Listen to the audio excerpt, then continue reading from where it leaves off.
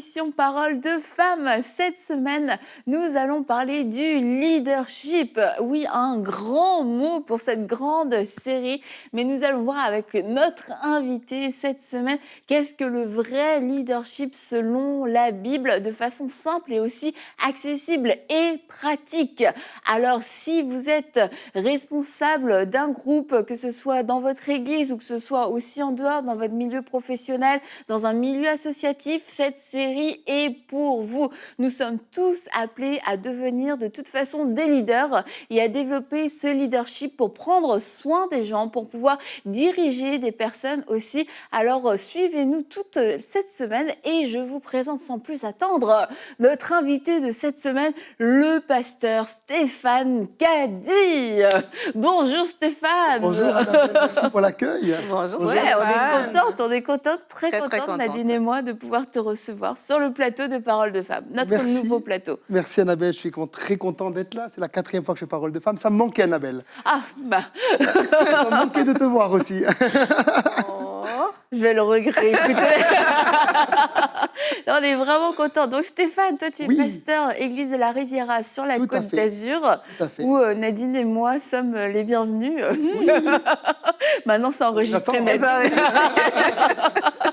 Un peu de soleil. Ah oui, un peu de soleil, c'est sûr, ça ferait pas de mal. Oui. Et donc tu es pasteur depuis maintenant quelques années. Oui, ça fait 14 ans que je suis pasteur. Et donc à l'Église de la Riviera, comme tu as dit, dans le sud de la France, entre Nice et Monaco, une très belle région que tu connais très bien aussi, Annabelle. Donc on a une église qui est en pleine croissance. L'équipe pastorale grandit aussi, puisqu'on est 4 pasteurs donc, dans l'église. Et puis donc je suis marié à Galina, qui est une femme merveilleuse aussi, exceptionnelle. Et j'ai 2 beaux enfants, Mathéo et Olivia, qui ont 2 ans et 5 ans. 2 ans et 5 ans. On s'ennuie pas, c'est bien. Non. Mais ils sont très mignons, tes enfants. Ah ouais, nous sommes bénis, vraiment. Et donc, c'est ça, ton église, comme tu le disais, est en pleine croissance. Oui. Et c'est vrai que nous, Jérémy et moi, on a eu l'occasion d'aller à différentes reprises dans ton église. Et puis, c'est vraiment super parce qu'en fait, à chaque fois qu'on y va, il y a tout le temps du changement. Il y a des nouvelles personnes, il y a des baptêmes. C'est vraiment une église et une équipe très dynamique, en pleine croissance. Et c'est pour ça que cette semaine, nous allons parler avec toi du leadership parce que c'est quelque chose que tu as appris et que tu as développé. Et puis, ce que je trouve aussi très beau dans ton église et dans ton équipe, c'est de voir toutes sortes de personnes. Tu as cette capacité de pouvoir rassembler toutes sortes de personnes de tout âge, toute classe sociale, vraiment toutes sortes de personnes avec des passés plus ou moins lourds aussi, quelquefois, mais qui avancent avec le Seigneur, qui aiment Dieu, qui servent le Seigneur aussi. Et que ce soit dans l'église, mais que ce soit aussi ailleurs, c'est des vrais disciples de Jésus-Christ. Et je trouve ça hyper inspirant. Alors Stéphane, on veut savoir comment tu as fait ça. Qu'est-ce qui s'est passé? Disons que quand l'Église a commencé à grandir, automatiquement, j'ai dû m'intéresser donc, à ce domaine du leadership. Ce n'était pas franchement un domaine que je lisais trop de livres dessus ou je m'intéressais forcément. Mais quand j'ai commencé à voir tellement de personnes différentes arriver, comme tu as dit, mon père travaille à la prison de Nice. Donc on a des anciens prisonniers qui viennent. On est à côté de Monaco aussi, où il y a des gens beaucoup plus aisés qui sont là. On a des communautés africaines, des communautés gitanes, mauriciennes, des Français, des jeunes, des anciens. Et donc, j'ai dû apprendre, avec bien sûr les principes de la parole de Dieu, à pouvoir diriger ces personnes dans la grâce, dans l'amour, dans l'unité, etc. Et puis, on apprend toujours. Hein. Mais l'Église continue donc à grandir avec un leadership qui, je pense, est équilibré et biblique. Et donc, qu'est-ce que c'est qu'un leader? C'est intéressant de savoir cela. Un leader, c'est quelqu'un qui va conduire d'autres personnes. Par exemple, dans le monde, aujourd'hui, un leader, on appelle ça un pilote, un surintendant, un cadre, un chef d'entreprise, un entraîneur, un président, etc. Et dans le monde, on va choisir ces personnes d'après leurs capacités, d'après leur diplôme, d'après leurs dons naturels, etc., leur éducation. Mais dans le royaume de Dieu, ce n'est pas comme ça que ça se passe. Dieu va choisir des leaders d'après leur cœur. Et on a un exemple biblique qui est très concret, c'est l'exemple du roi David. On sait qu'après Saül, Dieu a oint un autre roi, Saül qui était le premier roi d'Israël, et c'était le roi David. Et Samuel, donc, va aller dans la famille de David et il va regarder tous les frères qui sont là.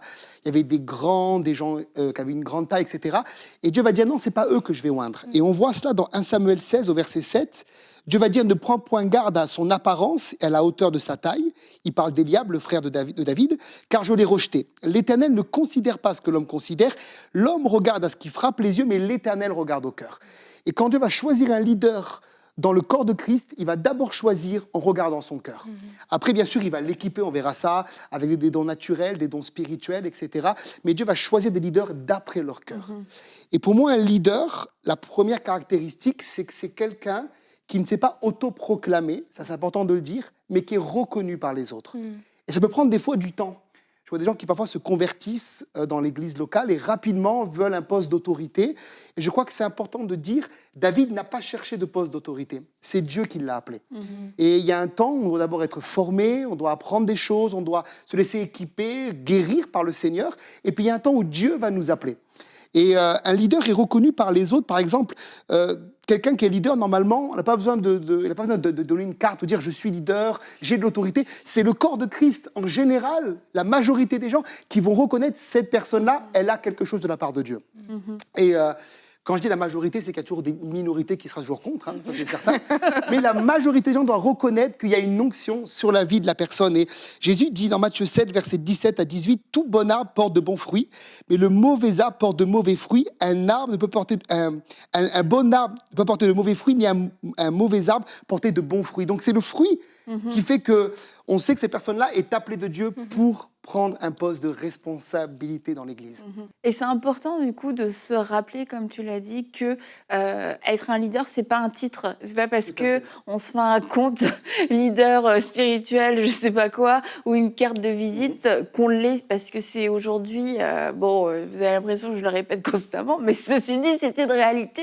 Aujourd'hui, on peut tellement s'autoproclamer de plein de choses, mais il y a une différence. Si on veut vraiment être un leader selon le cœur de Dieu, c'est de répondre à l'appel de Dieu. Bien et sûr. C'est pas de choisir, nous, une position. C'est une position qu'on reçoit et dans laquelle, bien sûr, on va grandir, comme tu l'as dit, mais il doit y avoir un fruit, il doit pas y a juste c'est pas une ambition personnelle, en fait. C'est ça que je voulais dire, c'est pas une ambition personnelle. Et ce que j'ai trouvé intéressant dans ce que Pasteur Stéphane dit, je crois que c'est important et c'est rassurant pour beaucoup de gens, c'est le fait que c'est Dieu qui nous appelle.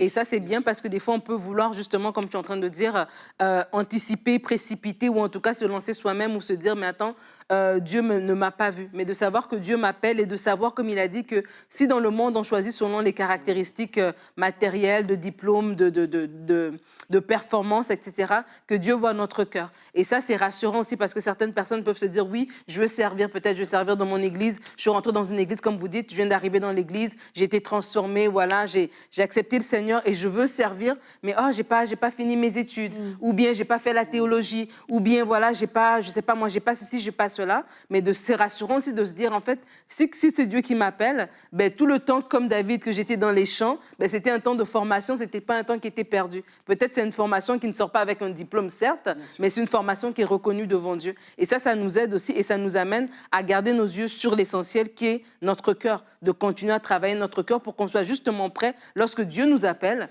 à ce qu'on ne rate pas notre appel comme Saül, par exemple, mais qu'on puisse vraiment rentrer dans ce qui nous appelle et qu'on le fasse bien. La préparation est très importante. On voit que David, avant de tuer Goliath, dans le secret, il a d'abord tué le lion et l'ours. Et c'est là vraiment qu'il a été formé par Dieu. Et finalement, ce qu'il a fait en public était le résultat de sa vie privée. Voilà. C'est vraiment très, très important ce que tu dis, Nadine. Et également, je crois que c'est important de dire aussi pour ceux qui nous écoutent qu'un leader dans l'Église, c'est quelqu'un d'engagé. Parce que je vois beaucoup de personnes qui veulent donc être leader officiellement, être reconnus par une équipe pastorale comme étant leader, etc. Mais ce ne sont pas des gens engagés dans l'Église locale. Et souvent, quand je prêche aux leaders, puisque chez nous, on a régulièrement des réunions de leaders, et c'est vraiment Dieu qui a mis sur mon cœur de faire ça, de rassembler les leaders, d'enseigner régulièrement des choses sur le leadership. C'est quelqu'un qui est engagé dans l'église locale, il a souvent une longueur d'avance. C'est-à-dire que comme un pasteur, on attend qu'un pasteur ait une longueur d'avance sur le peuple, sinon il n'est pas pasteur, sinon. Et c'est pareil pour un leader, il doit avoir une longueur d'avance sur les autres.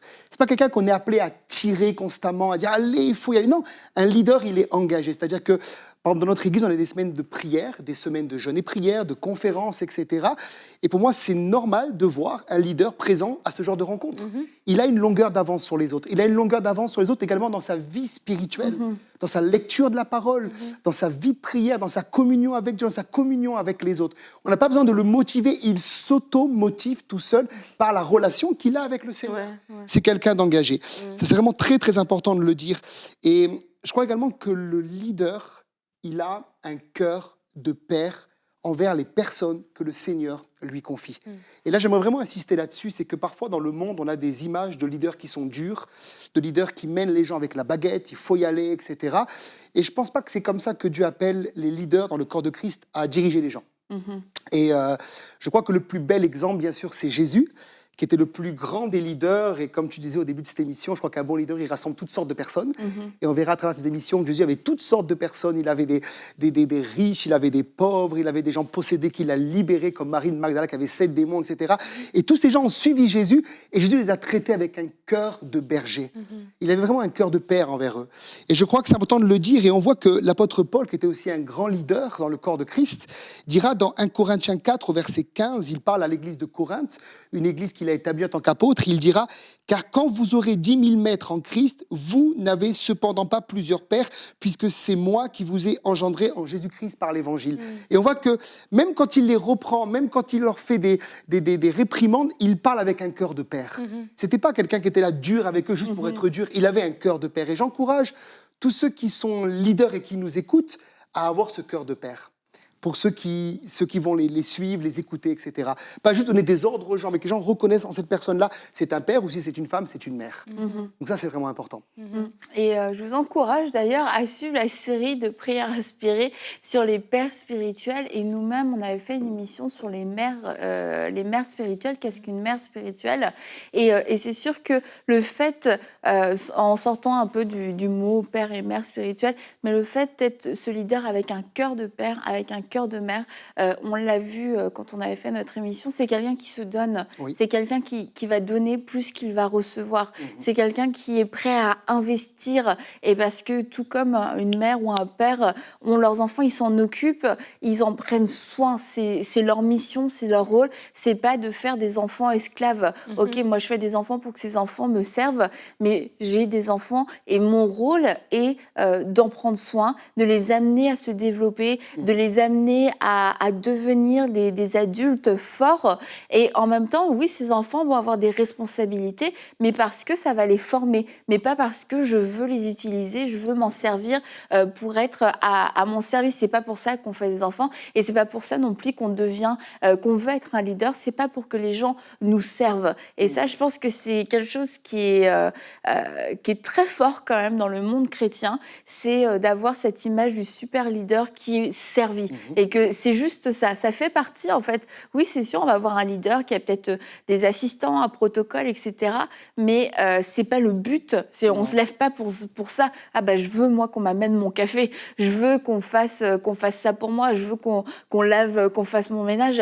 Mais c'est pas ça le leadership en tant que tel. Il peut y avoir ce genre de répercussions positives, mais on se lève pas en se disant je suis un bon leader parce que moi, il y a quelqu'un qui m'amène mon café. Ouais, et ça, c'est le point final, en fait. Le service, c'est juste un retour, en fait, sur l'investissement qu'on fait auprès des gens. On les aime, on les inspire, on les encourage, on est là pour eux, et après, il y a ce retour. Mais en fait, ça commence d'abord par nous. Et je crois que si on réalisait à quel point c'est lourd, dans le sens où c'est une charge d'être un leader, on va vraiment approcher cela avec beaucoup de crainte, avec beaucoup de respect, avec vraiment un sentiment de Seigneur, prépare-moi, et vraiment, je vais être prête à prendre ce rôle, parce que je sais que c'est une responsabilité avant d'être justement, voilà, une place d'honneur. Et Pasteur Stéphane a parlé de l'engagement, et je crois que c'est tellement important. Si on fait le parallèle, au début de l'émission, elle a parlé du leadership dans le monde, et là, on va parler plus, dans l'émission, on parle plus de dans l'Église, mais dans le monde, là, quand tu es au travail et que tu es un supérieur, un manager, un directeur qui fait rien, et que c'est vous qui faites tout, ce manager, ce directeur, il n'est pas aimé de ses employés, parce que ses employés travaillent dur, mais lui fait juste donner des ordres, il connaît pas les dossiers, etc. Mais un directeur qui connaît les dossiers, qui est là, qui est proche, les gens vont se sentir engagés, ils vont vouloir eux aussi donner. Et je crois que ce principe, il est dans le monde, mais dans l'Église aussi. Et dans l'Église, on inspire. Et il parlait de venir aux réunions, c'est quelque chose de très banal. Mais dans une réunion de semaine, une réunion où peut-être c'était pas toi qui prêchais, c'était pas toi qui étais à l'honneur, mais de savoir que tu viens, ça encourage les gens autour, ça leur donne ce modèle de dire on vient d'abord à l'église parce qu'on veut servir, parce qu'on veut être rempli, on ne vient pas juste quand on veut chanter, quand c'est notre tour de passer devant. C'est des petites choses comme ça, mais que les gens remarquent. que les gens remarquent. C'est terrible. Et c'est vrai qu'un bon leader, c'est pas quelqu'un qui dit aux gens allez-y, mais il dit suivez-moi. Ouais. C'est quand on le voit, on a envie de faire la même chose qu'il fait. Je me souviens d'une histoire, c'était, je crois, en Amérique du Sud, où il y avait donc un pasteur, toute sa communauté ne savait pas lire. Et il avait une grande église, très très grande église, c'était un très grand leader. Et puis donc les gens ont dit mais comment tu fais à avoir une église si positive? Les gens sont là, ils viennent, ils se sanctifient, ils sont en réunion, ils donnent leur offrande, ils gagnent des âmes, ils prient pour les malades. Comment tu fais? Ils ne savent pas lire la Bible. Et le pasteur a répondu, ils me regardent, ils font comme moi. Et c'était le seul qui savait lire dans l'église. Et c'est vraiment ça un leader, c'est quelqu'un qui donne envie. Et je crois que ça m'amène à mon point suivant, c'est qu'un pasteur, c'est quelqu'un qui a un pasteur ou un leader, pardon. Là, je parle parce que je suis pasteur, mais il n'y a pas que les pasteurs qui sont leaders, alléluia. C'est quelqu'un qui a un rayonnement positif dans l'église.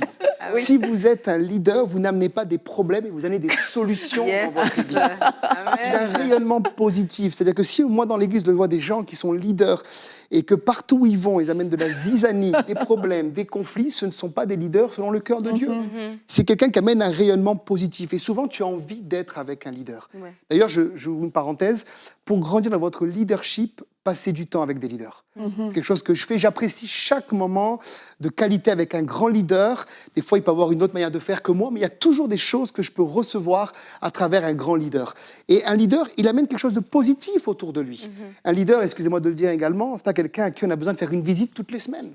Moi, j'ai des gens qui veulent être leaders parfois et puis ils m'appellent constamment pour avoir de la relation d'aide, etc. Je ne suis pas contre la relation d'aide, je suis pour les visites, autant qu'on peut en faire. Mais un leader, c'est quelqu'un qui, normalement, est une colonne dans l'Église. Voilà. Il amène un rayonnement positif. Donc, il dépend du Seigneur. Et je sais que quand un leader m'appelle, c'est vraiment qu'il a besoin. Parce que normalement, il a appris à trouver du courage et à trouver la solution auprès du Seigneur en premier. Important de le dire. Ouais, mais je veux rebondir sur sûr, le Annabelle. point. Merci Stéphane. C'est ton émission, Annabelle, je t'écoute. Il rayonne positivement et qu'il amène des solutions. Et ça, c'est vraiment une question à vous poser. Là où vous allez, dans les départements où vous avez servi, où vous servez, même si ce n'était pas forcément en position de leadership, mais est-ce que vous êtes ce genre de personne qui a mené des solutions ou qui a mené une bonne atmosphère, ou est-ce qu'on est ce genre de personne quand on arrive, c'est non, mais tout le monde rigolait bien, il y avait une bonne ambiance, on avançait bien, et là, ça plombe tout. Et c'est de se poser la question, est-ce que je suis ce genre de personne? Parce qu'un leader doit être accueillant, dans le Bien sens sûr. donner envie, on en parlera un peu plus dans la semaine, mais si on voit on rejette tout le monde, que personne ne veut travailler avec nous, que nos propres leaders sont eux-mêmes découragés par nous, c'est important de pouvoir en avoir conscience et de se dire j'ai peut-être besoin de grandir. Peut-être que je fais encore partie de ces personnes qui ont besoin d'une visite dans la semaine. Et si vous en êtes là aujourd'hui, ce qui est important, c'est de pouvoir faire un constat et de pouvoir aussi l'assumer, dans le sens j'ai encore besoin d'aide. Peut-être que j'ai des aspirations qui aujourd'hui sont trop hautes pour ma situation d'aujourd'hui. Ça ne veut pas dire que j'y arriverai jamais. Je crois que le Seigneur va m'y amener. Amen. Mais plutôt que de faire le grand écart et puis d'essayer de tout concilier, il y a des temps dans notre vie pour devenir un leader fort et stable. On a besoin encore qu'on investisse en nous. On a besoin de passer du temps à apprendre, à être enseigné, à être corrigé, à être aidé. Et quelquefois, on essaye de faire un peu la gymnastique entre les deux.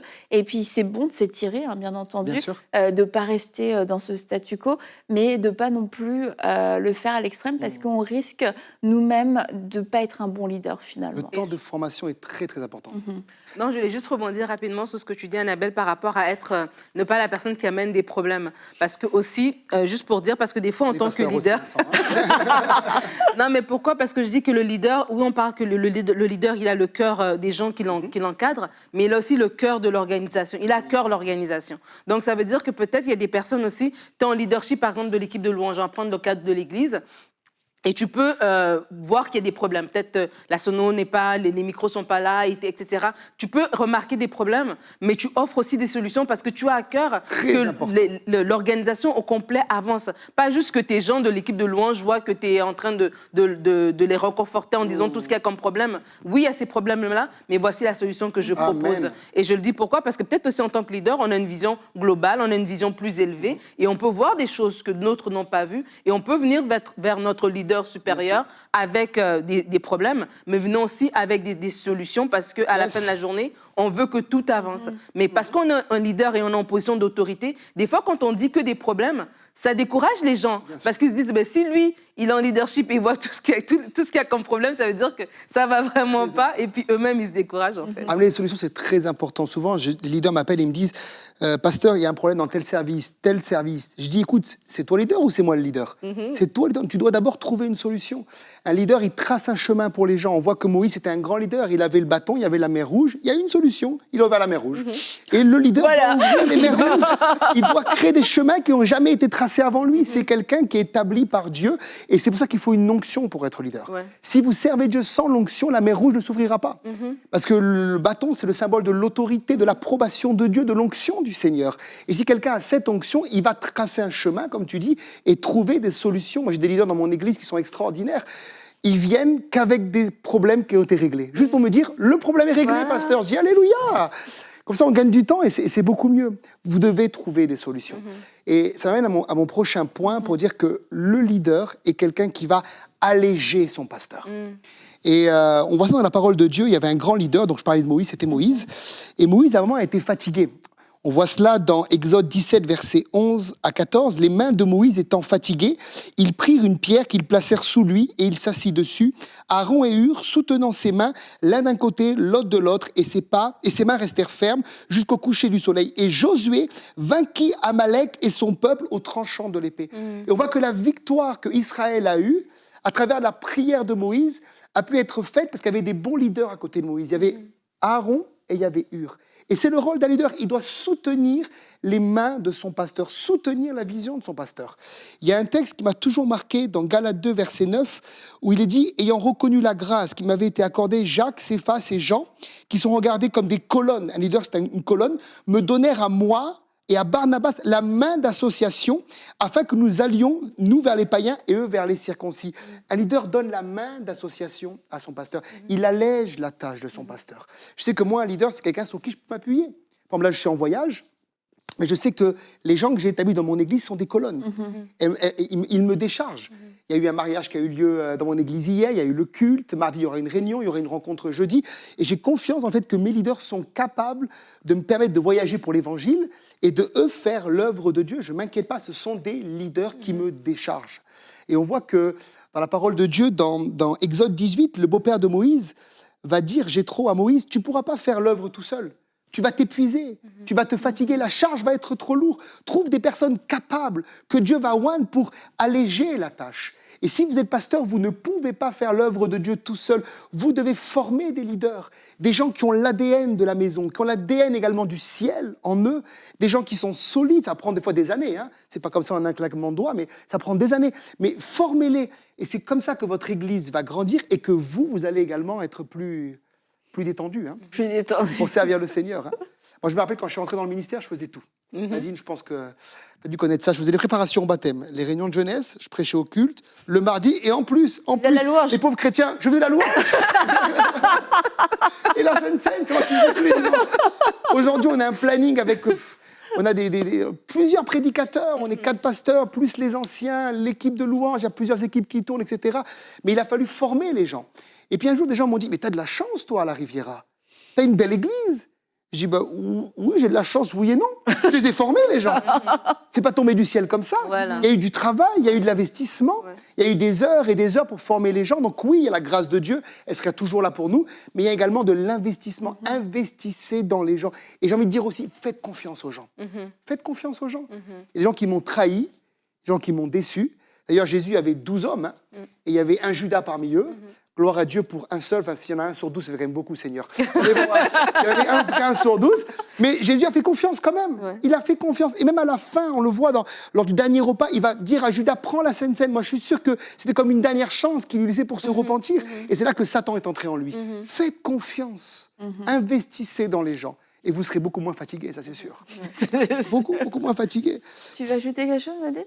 Je voulais juste dire par rapport à ce qu'il dit, et ce que on est en train de conclure, je voulais juste dire que le leader, en fait, il travaille dans la vision globale. Et c'est de comprendre, en fait, que on est leader, oui, mais nous aussi, on est sous quelqu'un. Et lorsqu'on apprend, on comprend ça, ça nous aide nous-mêmes aussi à grandir. Parce que ce qu'on est, on est capable de faire sous notre pasteur, ben, les gens sous nous aussi vont le faire pour nous. Amen, et ça, amen, c'est amen, important amen. de comprendre. On est leader, oui, de notre secteur, mais il y a quelque chose de beaucoup plus grand. Et à la fin de la journée, nous tous, nous sommes en dessous de Jésus. Et donc, nous tous, à la fin de la journée, il y a toujours quelqu'un de plus haut. Et on va rendre des comptes au Seigneur. Donc, vraiment important, lorsqu'on travaille, que ce soit dans l'église, mais même aussi dans le séculier, même si on travaille pour une entreprise, on doit faire les choses de la bonne manière parce qu'à la fin de la journée, il y a Dieu qui nous regarde. Si tu me permets de dire quelque chose à ce niveau-là, l'autorité vient de la soumission.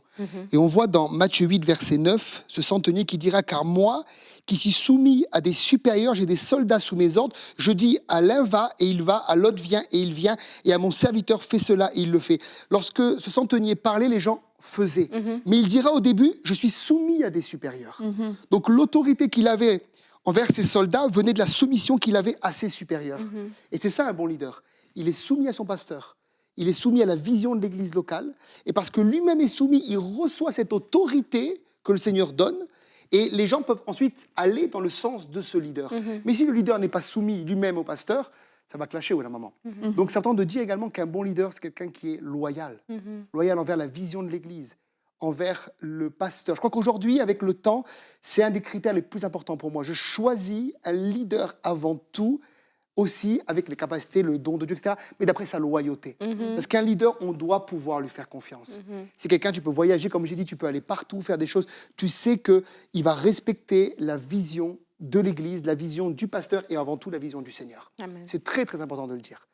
Et si Pour terminer, vas-y, si tu as un point, parce qu'on va devoir terminer cette première émission très riche. j'aimerais juste lire un texte dans Zacharie 11,7. Alors, je me mis à paître les brebis destinées à la boucherie, assurément les plus misérables du troupeau. Je pris 2 houlettes, j'appelais l'une grâce et l'autre union, et je fis paître les brebis. Un leader est quelqu'un qui va faire paître les gens, les conduire dans la grâce et dans l'unité. Il y a 2 houlettes. Et si vous êtes leader, prenez ces 2 houlettes. Les gens doivent sentir la grâce sur un leader.